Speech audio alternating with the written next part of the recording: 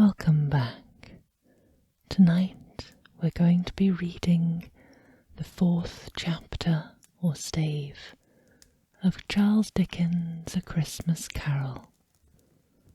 I'm already snuggled up with my dog on my lap, my mug of cocoa by my side, and a nice fire in the hearth.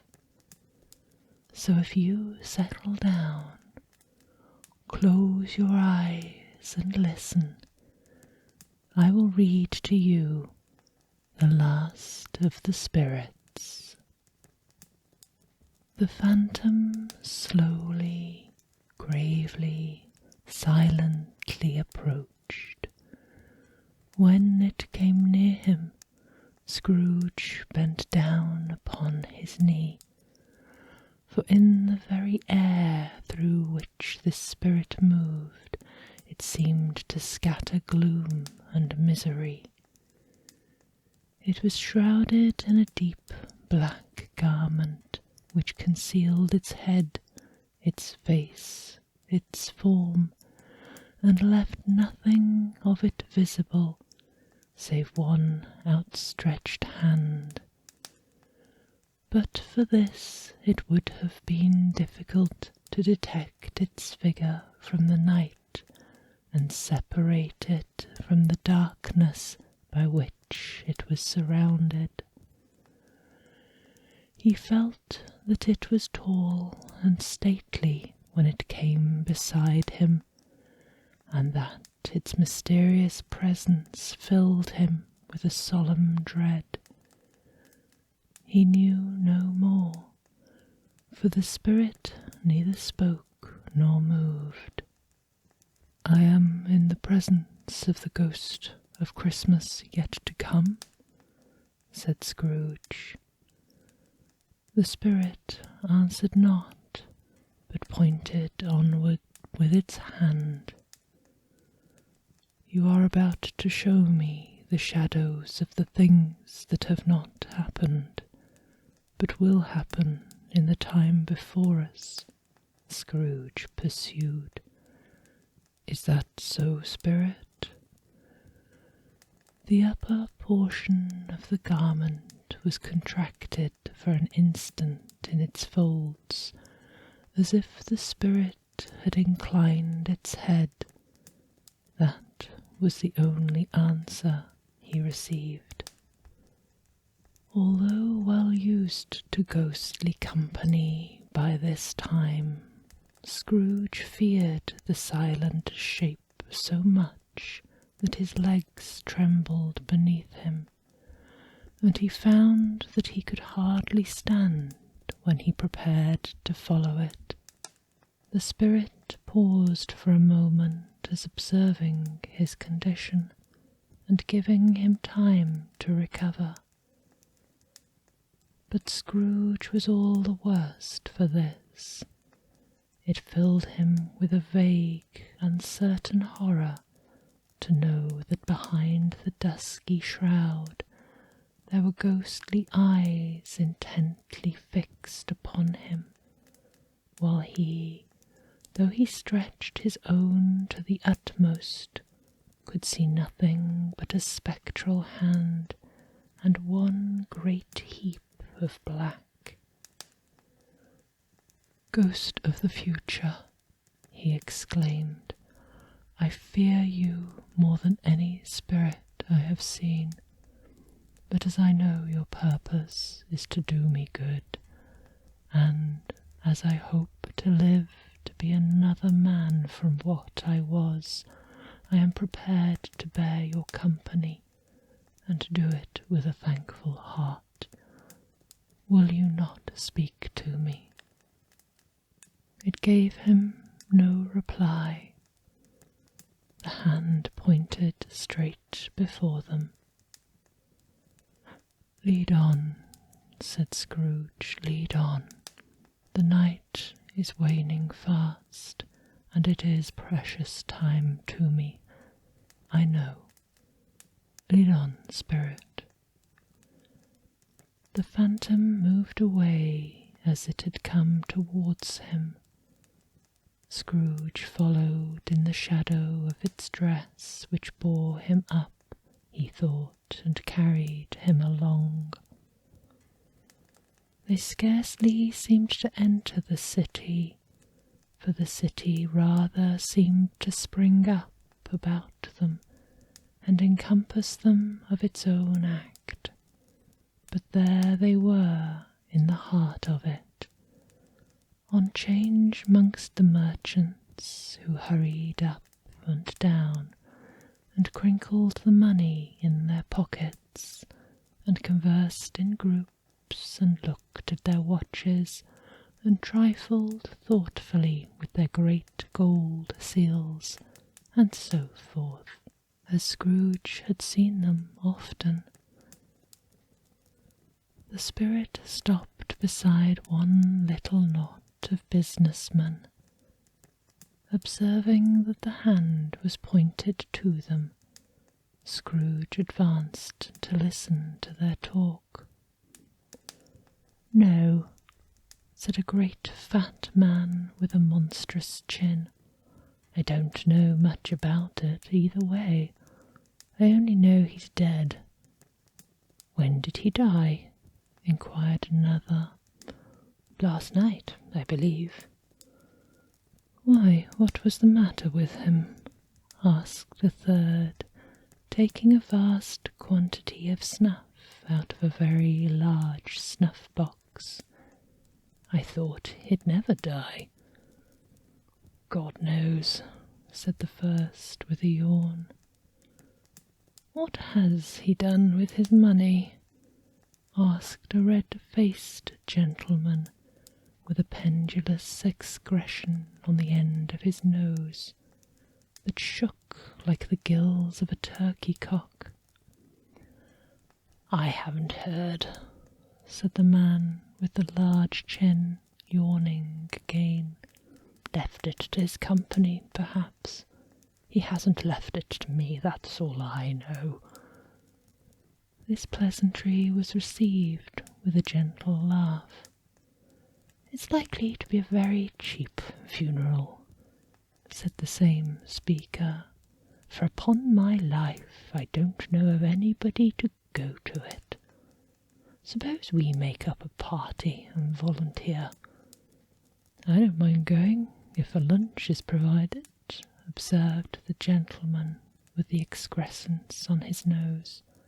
"But I must be fed if I make one." Another laugh. "Well, I'm the most disinterested among you after all," said the first speaker, "for I never wear black gloves, and I never eat lunch, but I'll offer to go if anybody else will. When I come to think of it, I'm not at all sure that I wasn't his most particular friend, for we used to stop and speak when we ever met. Bye, bye." Speakers and listeners strolled away and mixed with other groups. Scrooge knew the men and looked towards the spirit for an explanation. The phantom glided on into the street. Its finger pointed to two persons meeting. Scrooge listened again, thinking that the explanation might lie here. He knew these men also perfectly. They were men of business, very wealthy and of great importance. He had made a point of always standing well in their esteem, in a business point of view, that is, strictly a business point of view. "How are you?" said the one. "How are you?" returned the other. "Well," said the first, "Old Scratch has got his own at last, eh?" "So I'm told," returned the second. "Cold, isn't it? Seasonable for Christmas time. You're not a skater, I suppose?"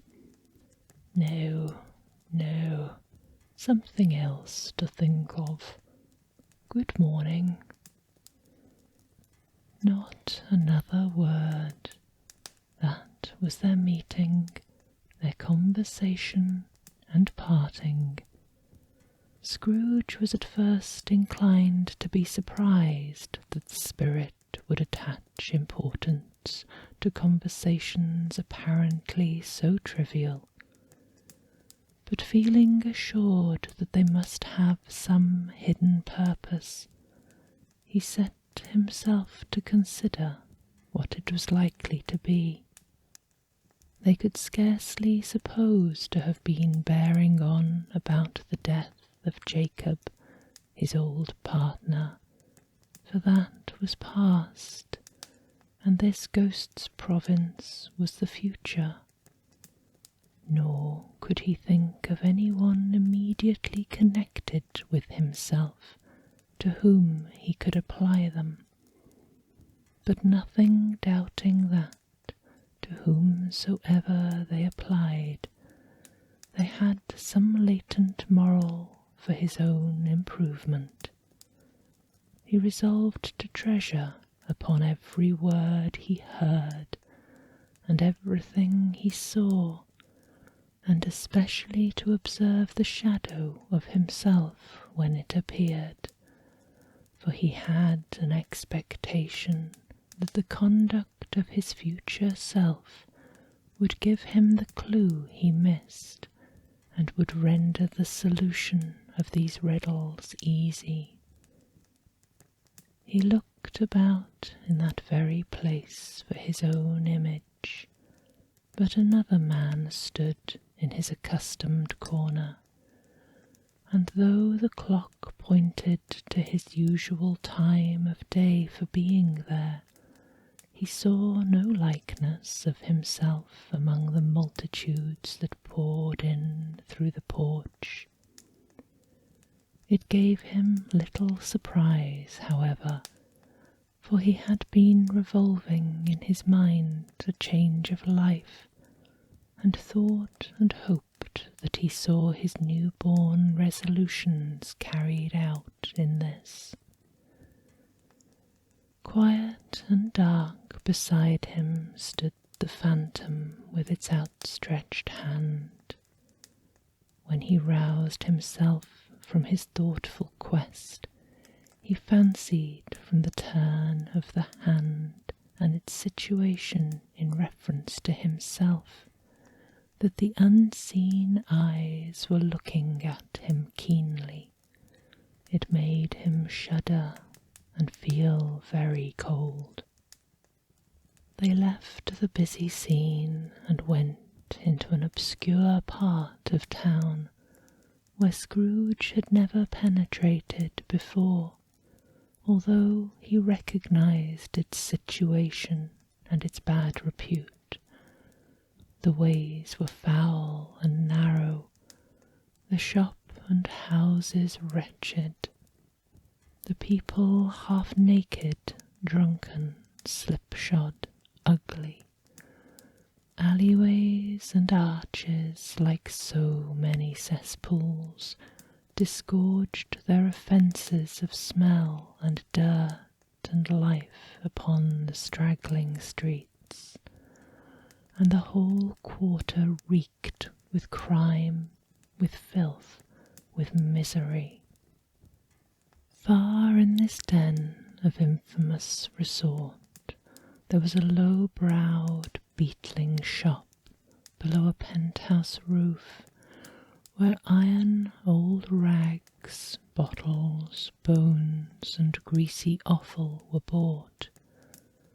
Upon the floor within were piled up heaps of rusty keys, nails, chains, hinges, files, scales, weights, and refuse iron of all kinds.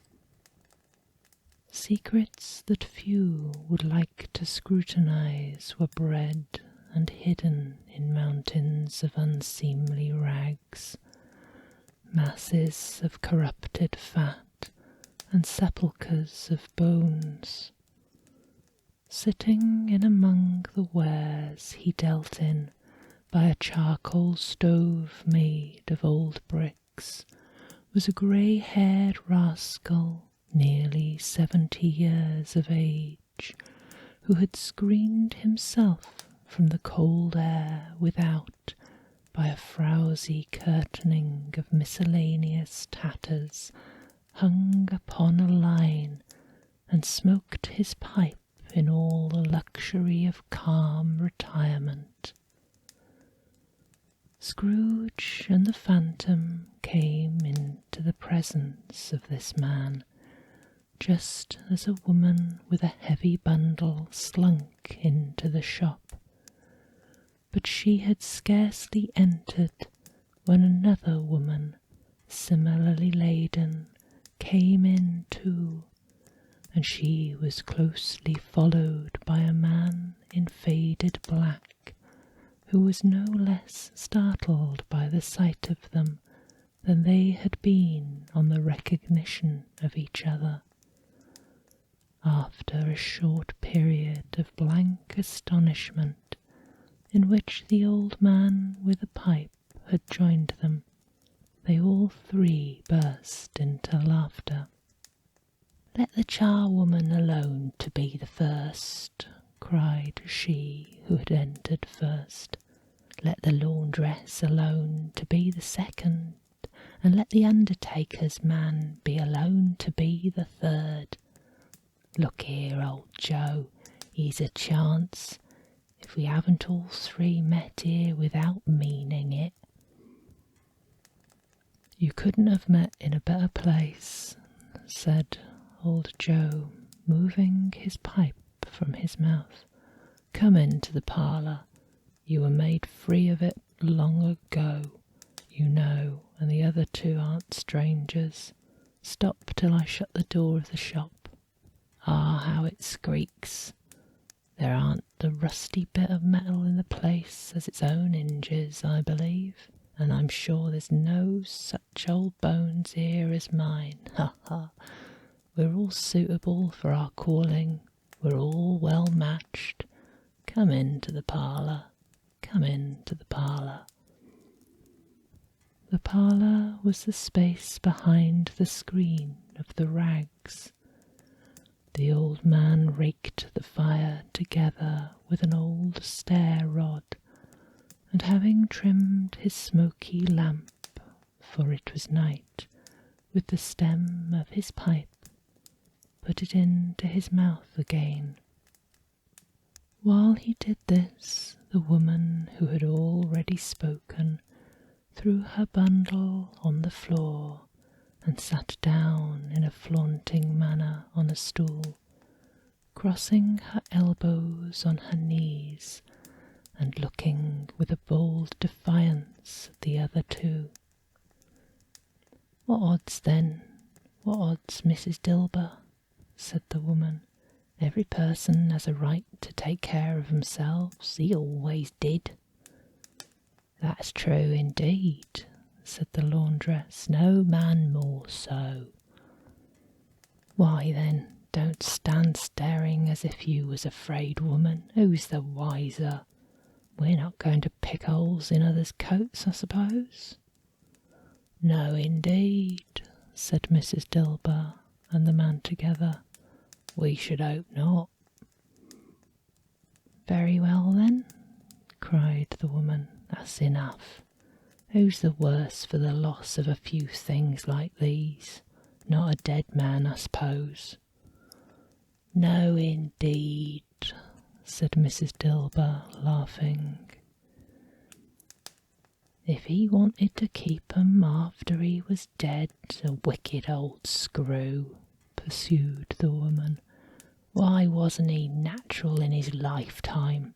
If he had been, he'd have had somebody to look after him when he was struck with death, instead of lying gasping out his last there, alone by himself."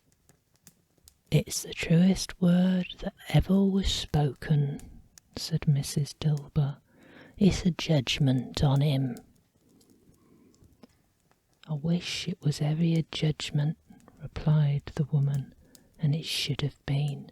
You may depend on it. If I could have laid my hands on anything else, open that bundle, old Joe, and let me know the value of it.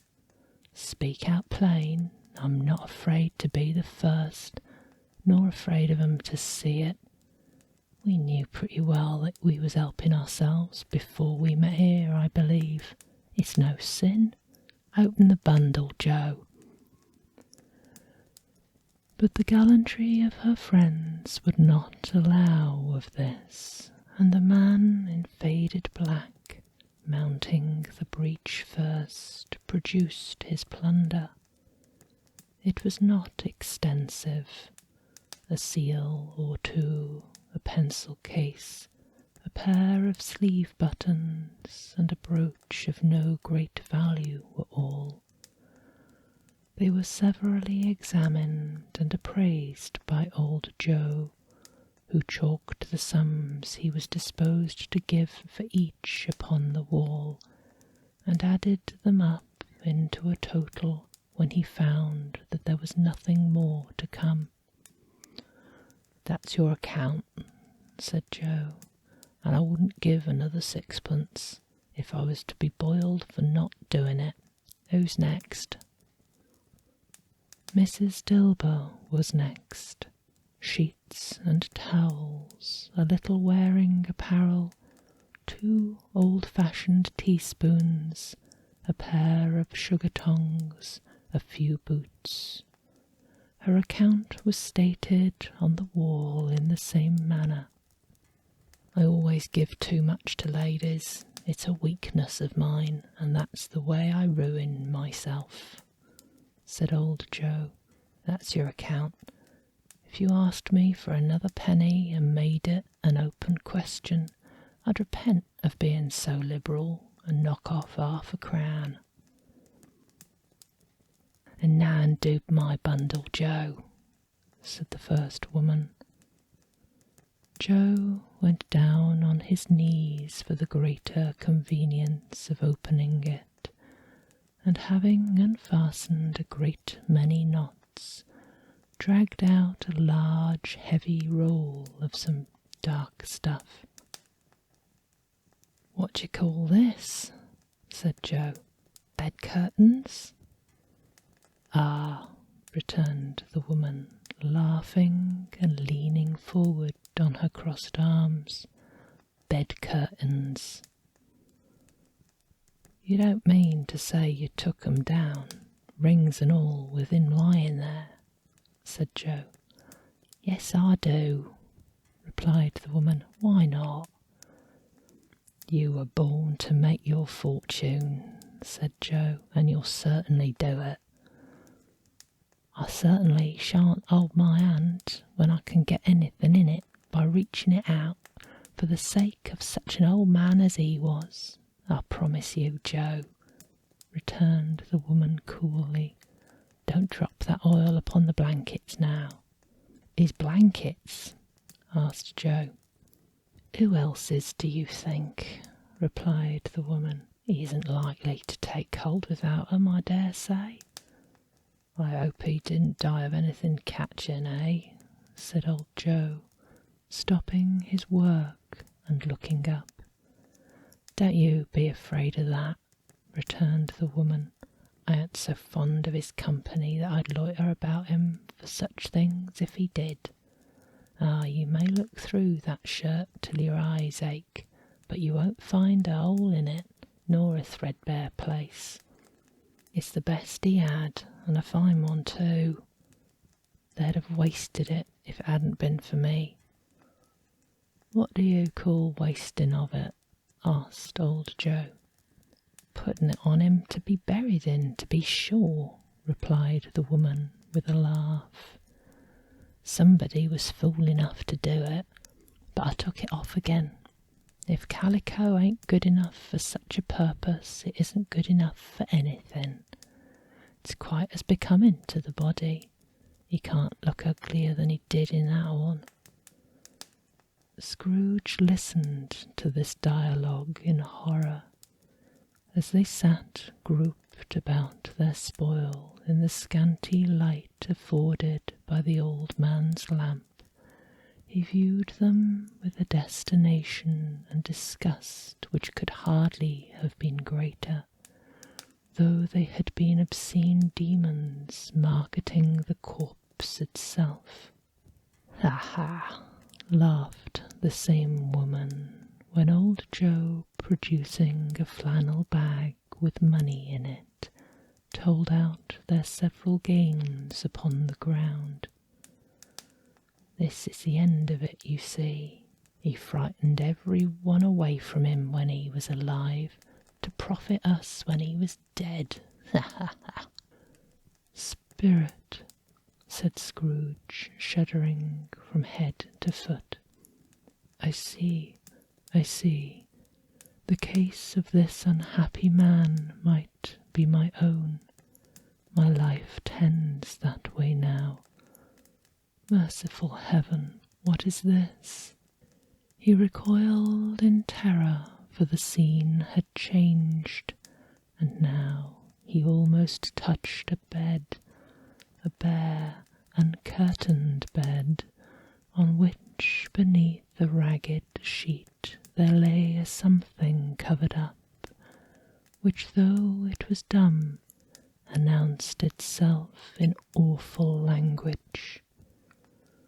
The room was very dark, too dark to be observed with any accuracy, though Scrooge glanced round it in obedience to a secret impulse, anxious to know what kind of room it was.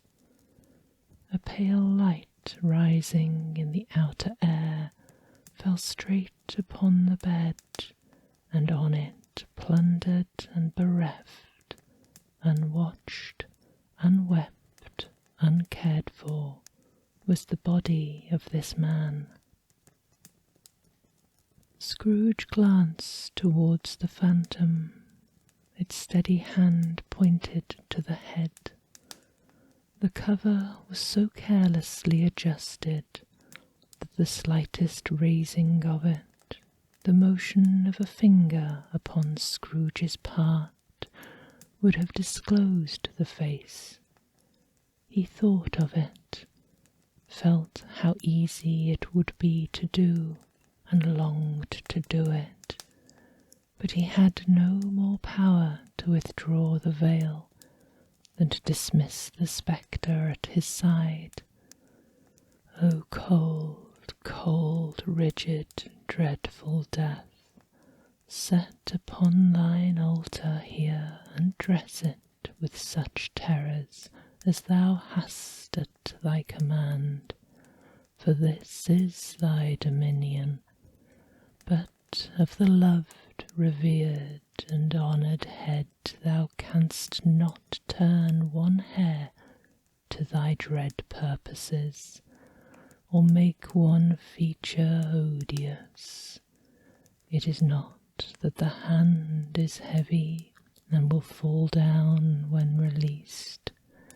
It is not that the heart and pulse are still, but that the hand was open, generous and true, the heart brave, warm and tender, and the pulse a man's.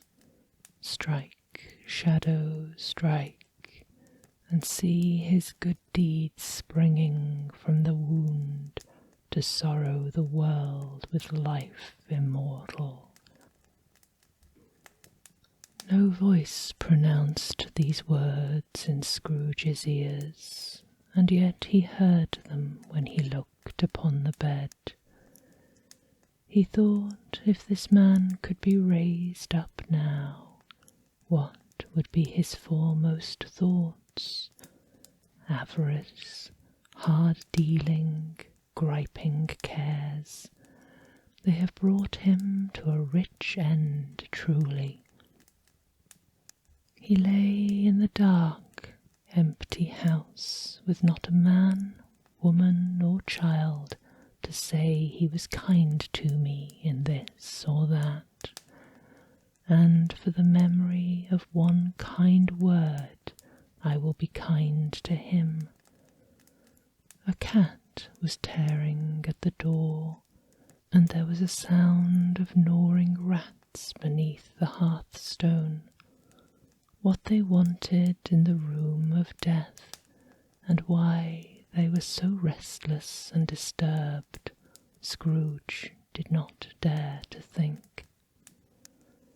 "Spirit," he said, "this is a fearful place.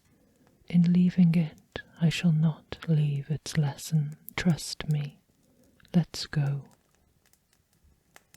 Still the ghost pointed with an unmovable finger to the head. "I understand you," Scrooge returned, "and I would do it if I could. But I have not the power, Spirit. I have not the power." Again it seemed to look upon them. "If there is any person in this town who feels emotion caused by this man's death," said Scrooge, agonized, "show that person to me, Spirit. I beseech you." The phantom spread its dark robe before him for a moment like a wing, and withdrawing it revealed a room by daylight where a mother and her children were.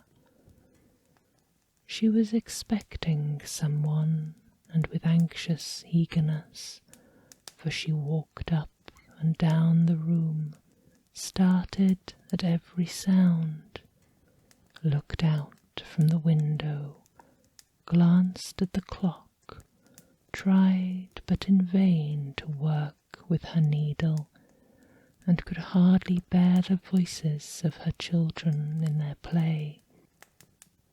At length the long-expected knock was heard. She hurried to the door and met her husband, a man whose face was careworn and depressed, though he was young.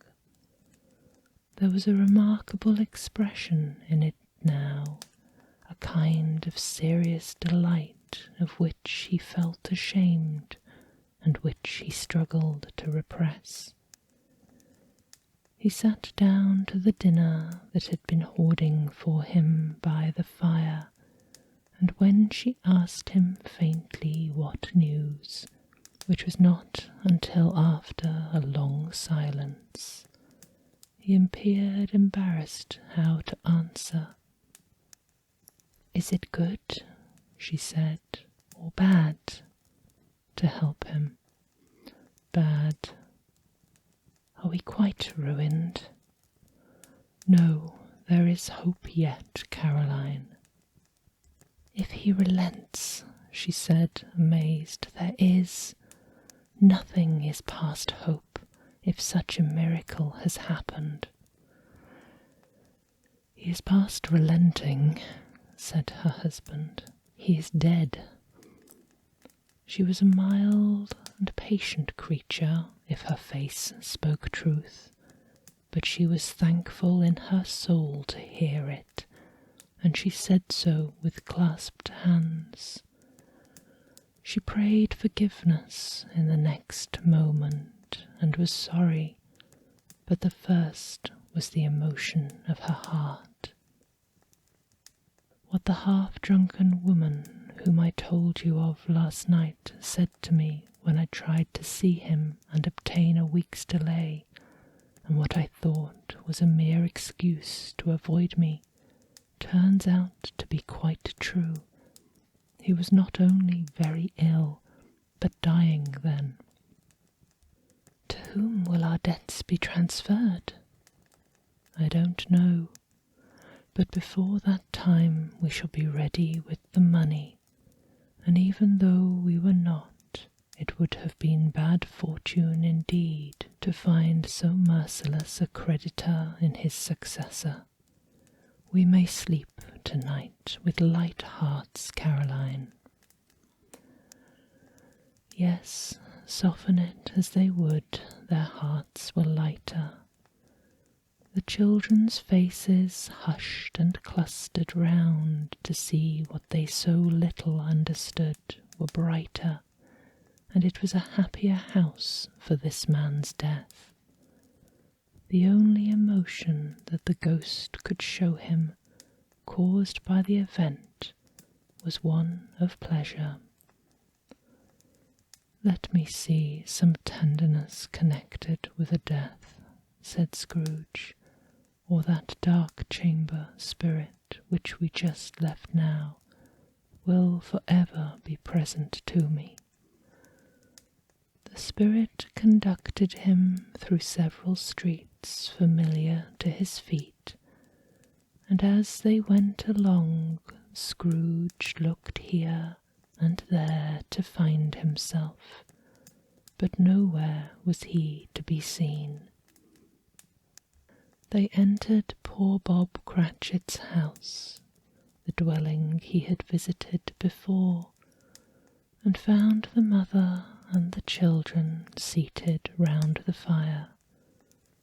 Quiet, very quiet. The noisy little Cratchits were still as statues in one corner, and sat looking up at Peter, who had a book before him.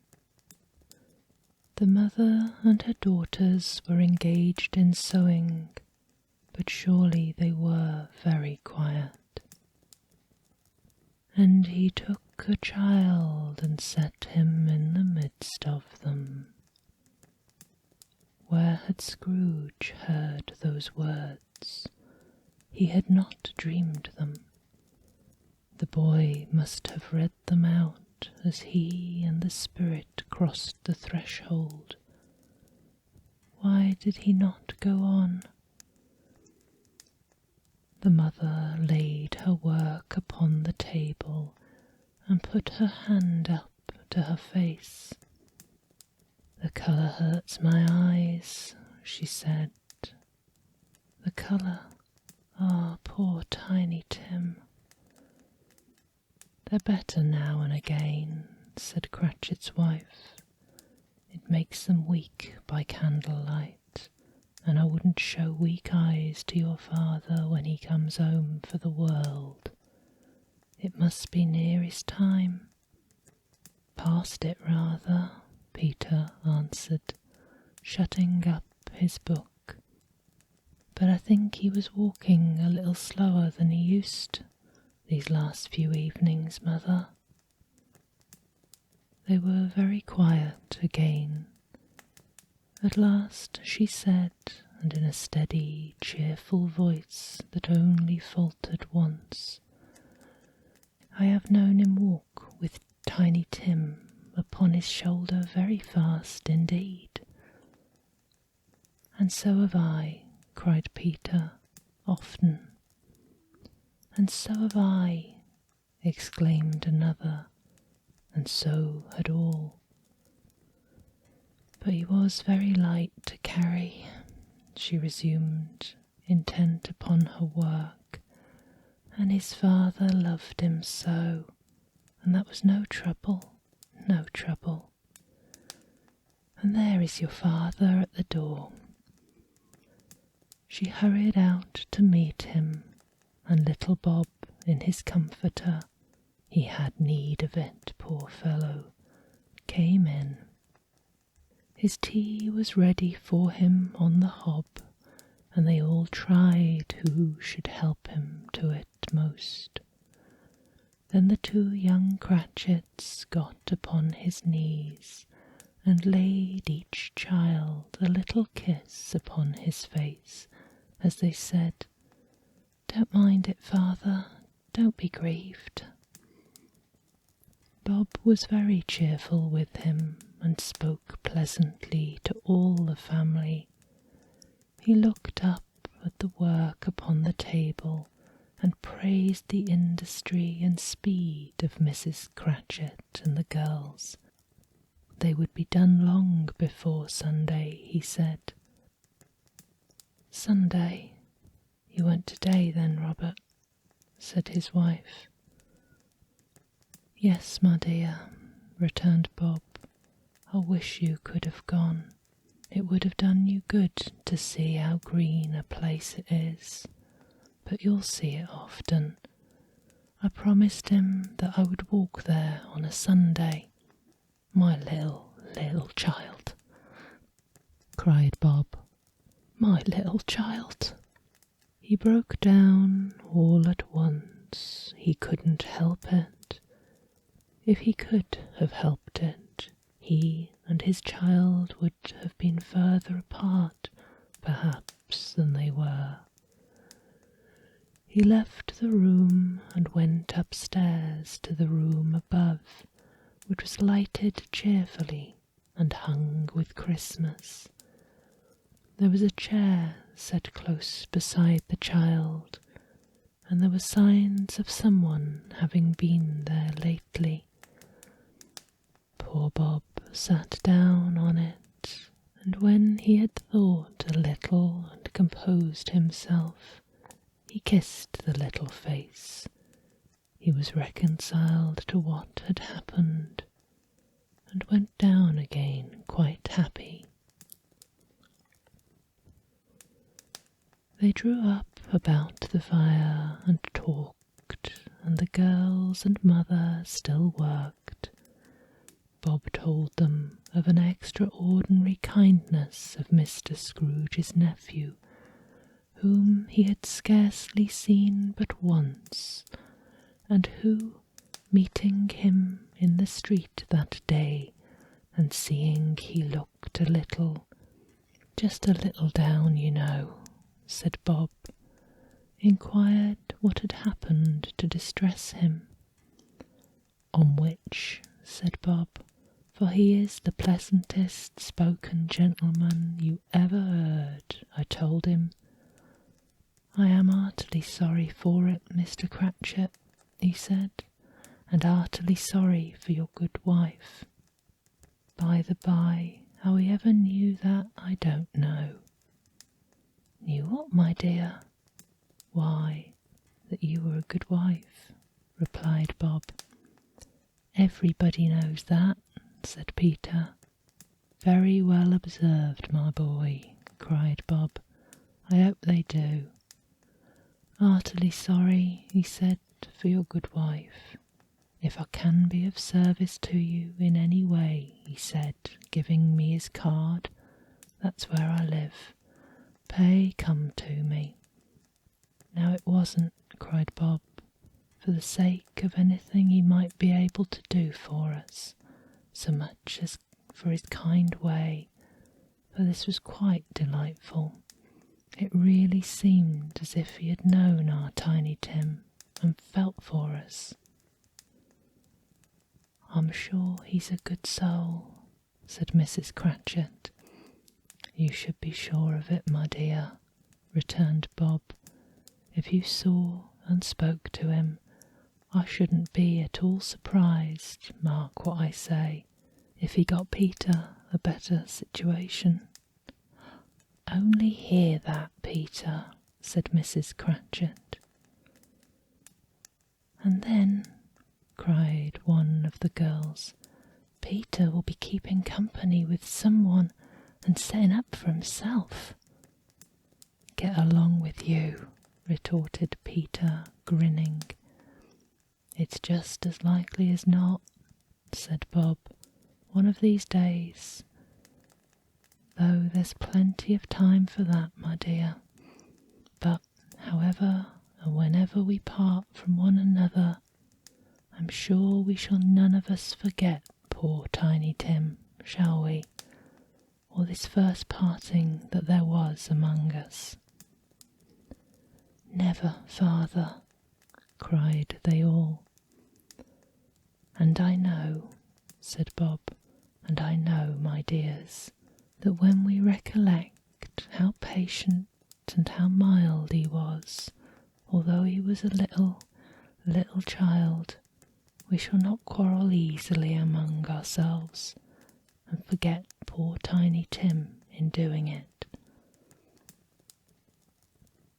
No, never, father, they all cried again. "I am very happy," said little Bob. "I am very happy." Mrs. Cratchit kissed him, and his daughters kissed him. The two young Cratchits kissed him, and Peter and himself shook hands. "Spirit of Tiny Tim, thy childish essence was from God." "Spectre," said Scrooge, "something informs me that our parting moment is at hand. I know it, but I know not how. Tell me what man that was whom we saw lying dead." The ghost of Christmas yet to come conveyed him as before, though at a different time he thought.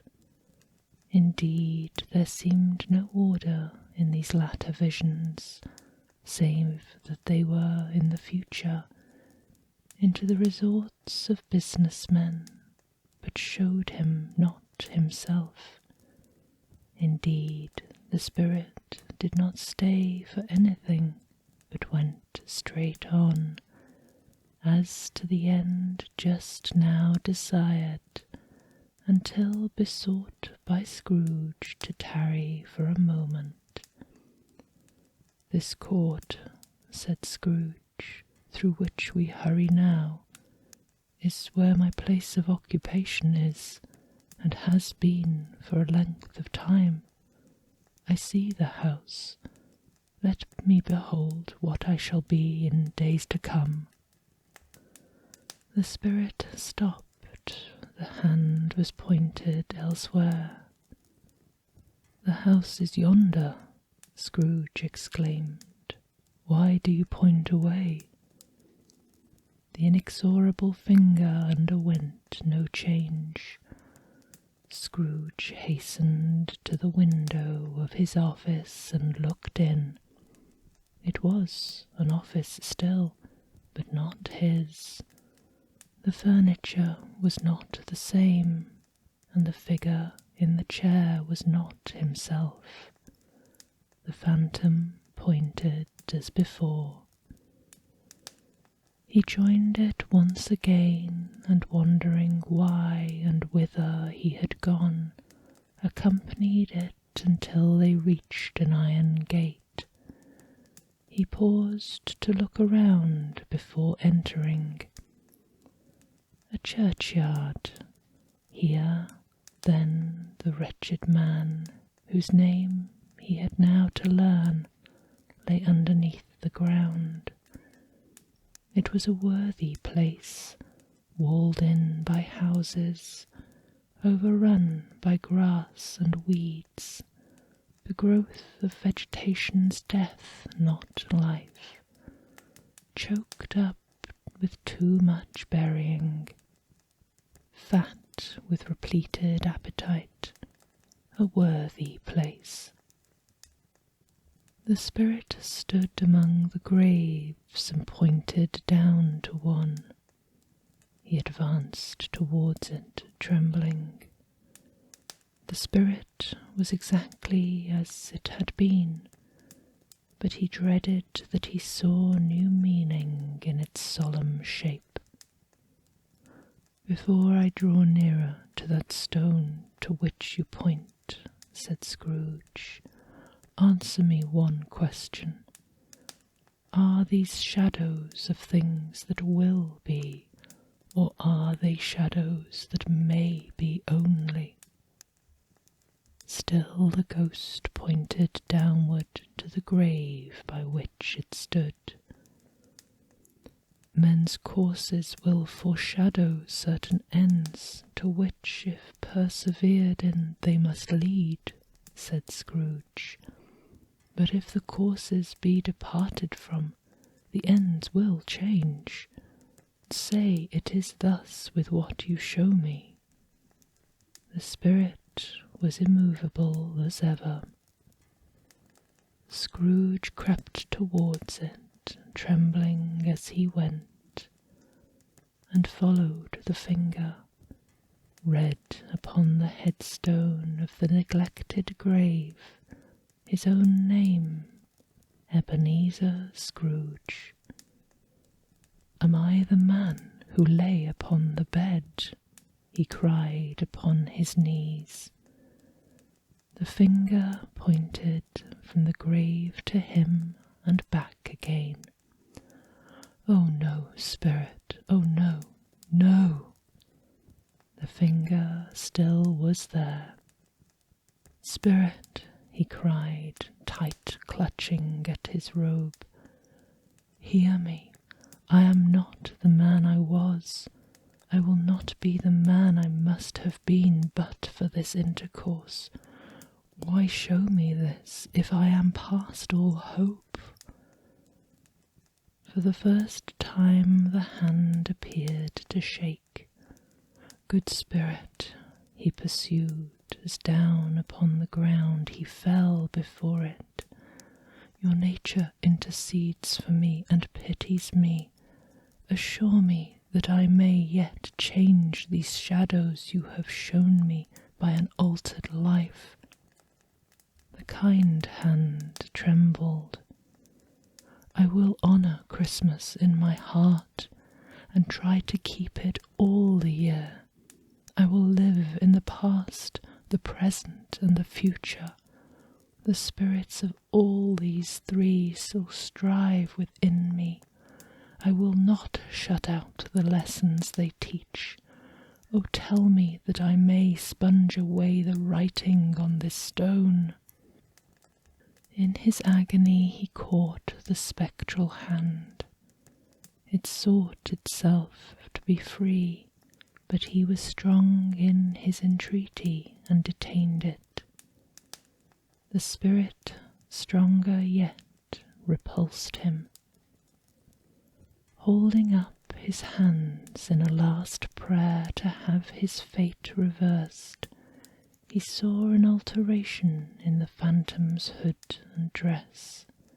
It shrunk, collapsed, and dwindled down into a bedpost. Peaceful slumbers.